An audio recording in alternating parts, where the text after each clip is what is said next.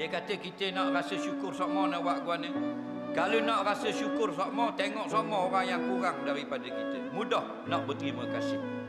Kalau kita duk tengok orang yang lebih sokmo daripada kita, apa yang kita ada tak rasa nikmat. Duk rasa tak cukup sokmo. Nah, Lepas tu kalau kita kena banjir air sampai sekat pinggang, banyak dah barang rosak dalam rumah, tengok orang lain sampai tergelam bumbung, maka kita lebih ringan daripada dia. Ada rasa terima kasih kepada Allah. Betul tak?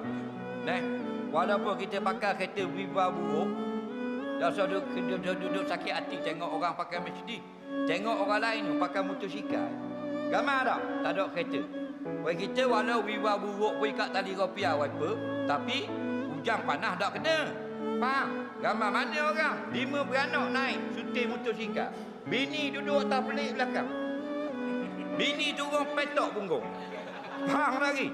Anak 3 dalam raga, seorang kepit cering tengah tu. Kena tengok orang yang susah daripada kita. InsyaAllah banyak bersyukur. Bagaimana kalau kita nak jadi pula sifat iri hati kepada orang? Jawabnya kita kena ingat, orang senang daripada kita bukan tok nenek dia yang rancang. Tu semua tu adalah ketentuan Allah. Jadi kalau dia tengok dia senang, kita sakit hati, maka kita sakit hati dengan perancangan Allah. Jangan. Jadi kita ajar lagu tu, insya-Allah kita akan sentiasa berseka baik dengan orang lain. Orang yang sebelah rumah kita berniaga laku, alhamdulillah. Kita dengar anak orang yang kahwin pula, bagus, jodoh dan sebagainya. Jadi kita fikir yang baik sama, insya-Allah hati pun senang.